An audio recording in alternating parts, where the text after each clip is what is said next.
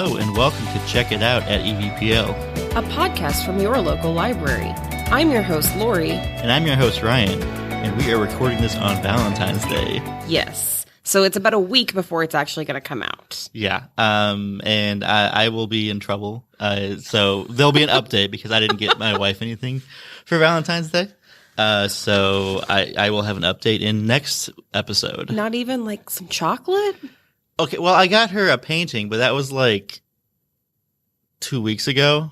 So it's like far enough away to where I can't really claim it was for Valentine's Day. Yeah. But I don't really go into the whole, you have to do special things on special days. Yeah. If you think of somebody in the moment, just tell them. Like, yeah. If you think of your friend, be like, hey, call them up, tell them that you think they're awesome. Mm-hmm. Oh, yeah. Like a text message from a friend being like, hey, how are you doing today? It means way more to me than a card. Yeah. Or like on your birthday, it's like, happy birthday. It's like, oh, that's cool. But I'd rather just have somebody, what's a day that doesn't have a holiday? Let's go with March 17th. Does that? I have no idea. March 17th. I want somebody to just text me and be like, hey, you're handsome and you smell good. And that is going to make my entire month. I am a proponent of what I call half birthdays.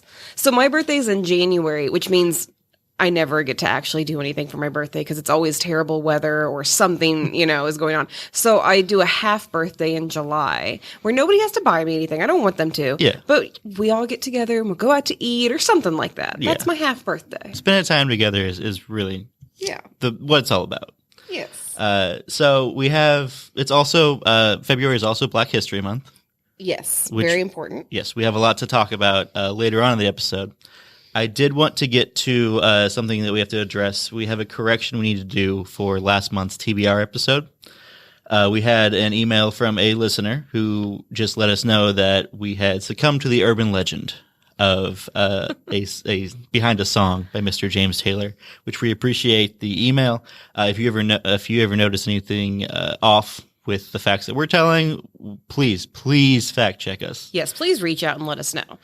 It does not. It makes us feel good. Plus, we get more emails. We love it. Yes. So this was in regards to when Jamie was talking about the James Taylor song "Fire and Rain." She had just repeated the urban legend that it was a girlfriend that had died in a plane crash coming to visit him. When in reality, the lyrics talking about flying machines and pieces on the ground is the flying machine referenced is a band in which Taylor was previously a member.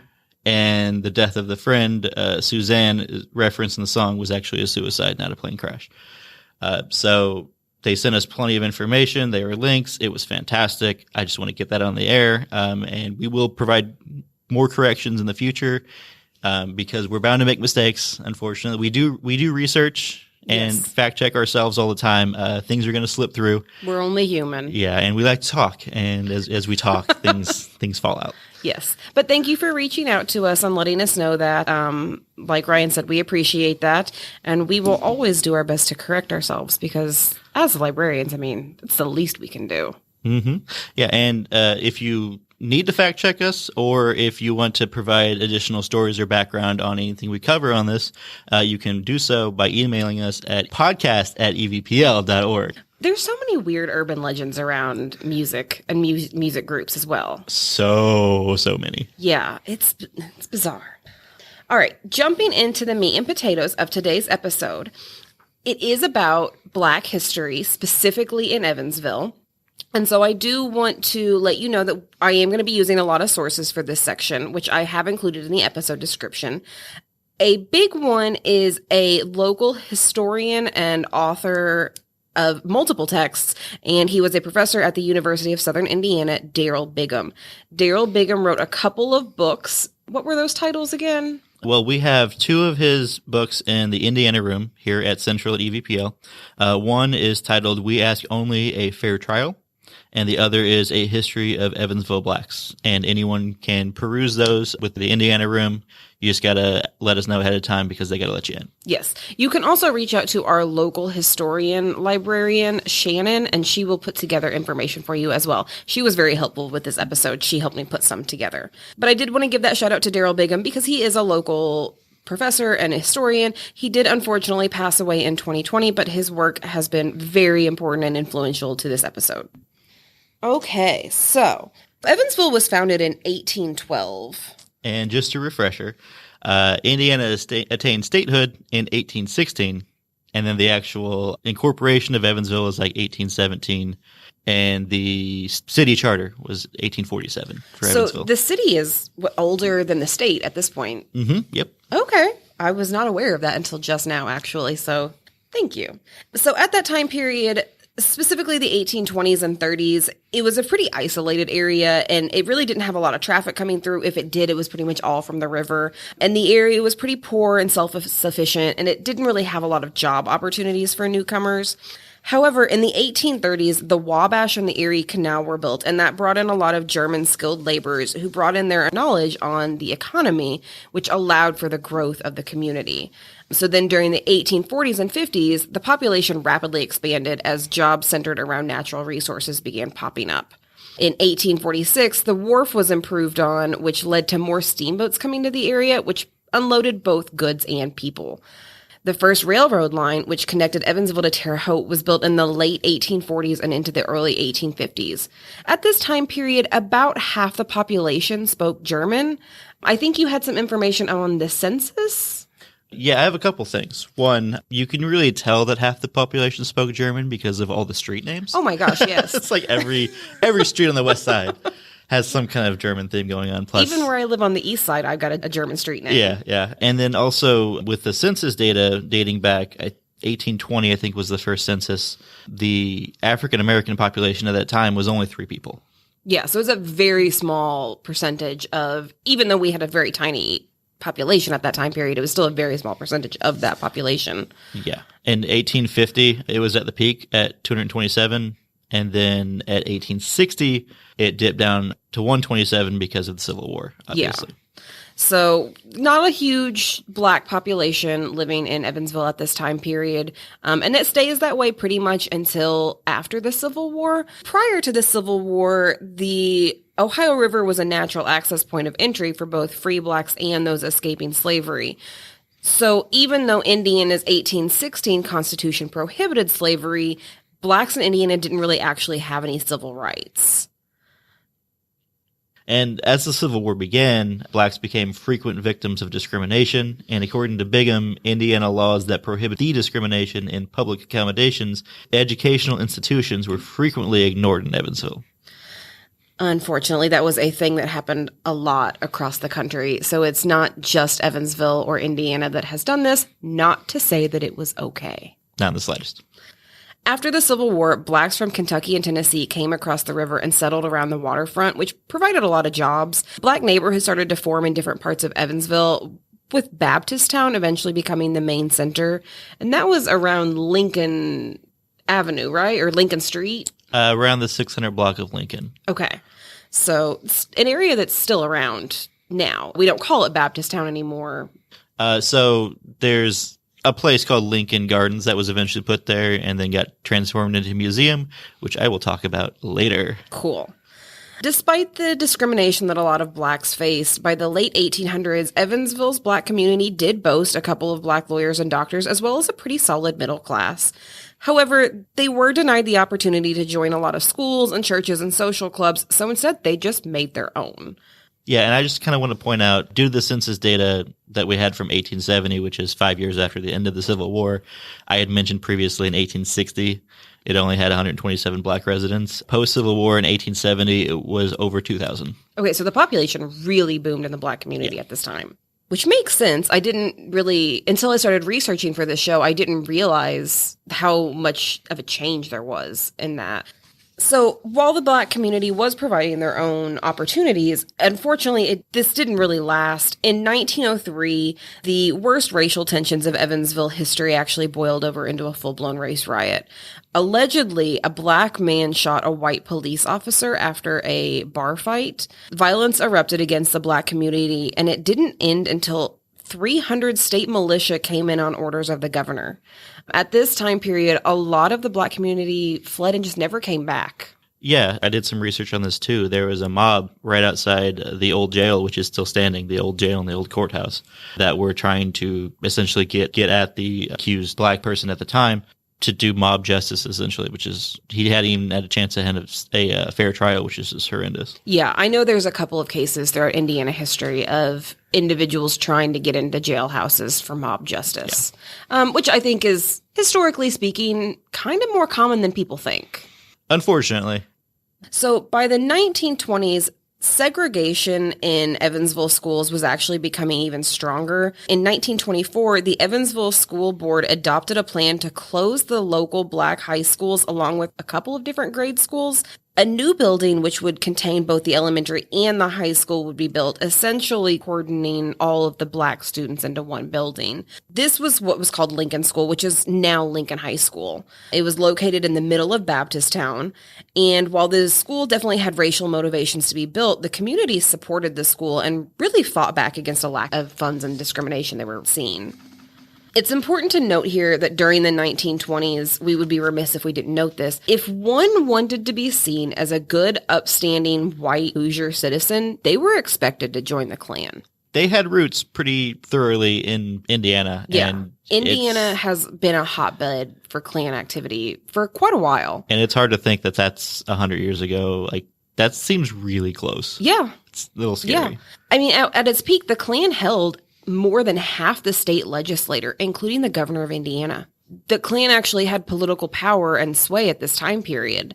And this was part of what was called the Second Klan as a backlash against German and European immigrants. And it was mostly a Protestant group that had formed the Second Klan here in Indiana, which at its height also estimated to exceed about 40% of all Indiana residents. Wow. I mean, the reason why we're putting this history in, you don't really want to talk about the Klan in Indiana. It's kind of a shameful past. But the reason we put it in here is just to highlight the kind of opposition and everything that was going on at the time that all sorts of people, but especially black people, had against them. Yes, if I didn't mention the Klan while talking about black history in Indiana, I would feel I would be doing a disservice to the black community, because this is such a huge part of their story that we do want to try and brush under the rug a lot of times because it is embarrassing and ugly. So that was the 1920s and 1930s. Yeah. I've just got a little bit of information, mainly in regards to Baptisttown, because we had stated earlier around 1880, 1890 was the start of it. It was a very vibrant community. By 1920 and 1930, we're looking at it's been there for 40 to 50 years. Mm-hmm. And they weren't getting public funding. No. The buildings were getting dilapidated. It was looking more slum-like. So the situation there was getting worse. And in 1930s, the New Deal that FDR had signed allocated funds for public housing. Mm-hmm. So a bunch of community organizers from the black community managed to get a federal loan for what would eventually become Lincoln Gardens. Yeah. And Lincoln Gardens was, 200 housing units, I believe? A Dr. Raymond King, a black Evansville dentist and the housing manager, said, quote, "The main purpose of the project is to eradicate the slums and provide a decent home for the class of people who have low incomes, as well as to elevate the social and economic status of the community." Yeah, it started in the 1930s, and in 1937, I believe, Eleanor Roosevelt visited Evansville to dedicate the building, and then it opened in 1938. When it opened, it housed about 500 people, where the total black population at the time period was 6,500. So it housed quite a few people, but it also didn't solve the problem that they were facing in Baptisttown. Mm-hmm. And the cool thing about it, Lincoln Gardens, is even though most of it was demolished, I believe back in the 90s, they proposed keeping one of the buildings as a museum, which today is where the Evansville African American Museum stands, which is a fantastic place. Mm-hmm. Everyone should check it out. Yes. They do a lot for the community and keeping the history alive. And actually inside of Lincoln Gardens, they have a room, like an apartment, they kept as it was. Oh, interesting. Yeah, back in the 30s and 40s. So you can kind of see what the living conditions were like. In 1939, students from Lincoln High School organized a club called the Merry Makers in response to some unfair practices. At this time, Baptisttown had a lot of stores along Lincoln Avenue that would sell to black patrons, but it wouldn't actually hire any black employees. So the students obviously and justifiably were very upset about this, and they organized a boycott, including picketing with the Black community.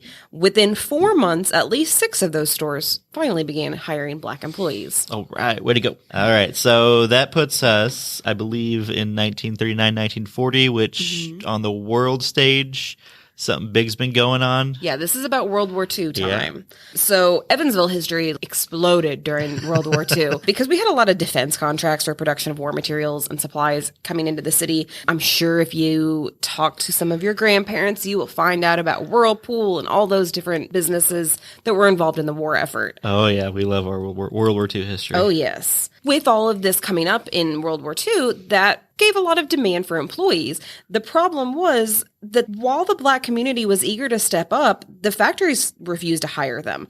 And if they were hired, they weren't allowed to move up the ladder. And they were generally excluded from labor unions as well, unfortunately. In fact, at one point, President Franklin D. Roosevelt signed an executive order to end job discrimination against Blacks, and the Evansville factories just didn't care. Just said, nope. Nope. Yeah. Okay. They claimed that the Black individuals were unskilled and that when the Black community asked for access to classes to become qualified, they were just denied by the school. They really did try and do pretty much everything they could to keep the Black community down in this particular area.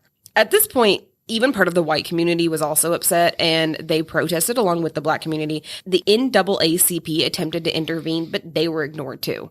In 1942, the school board built a foundry facility in Lincoln High School so that Black students could learn the skills needed to secure those jobs, even though they were still segregated. Yeah, so they were using the classic line of like, want 5 years experience for a position that, you're not going to have any experience for. So then in 1949, Indiana lawmakers passed the Indiana School Desegregation Act, which banned racial segregation in schools. This was actually 5 years before Brown versus the Board of Education. However, despite these good intentions, Indiana was still a stronghold for the Klan at this time, and many schools continued to segregate for decades and only began to desegregate due to forced busing.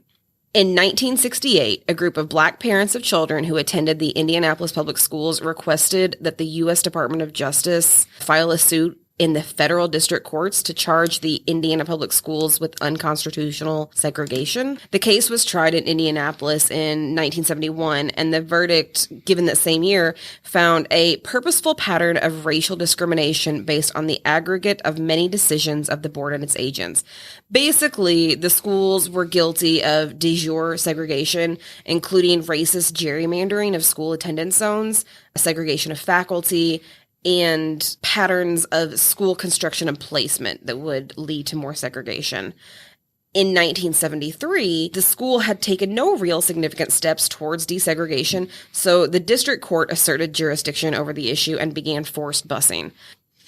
So my mom went to school here in Evansville, and she was telling me, because we were talking about this episode that we were doing, she remembers the forced busing. She was in school in 1969 and remembered having the buses come in, and she did remember some of the reactions of people, that were involved, and they weren't all great.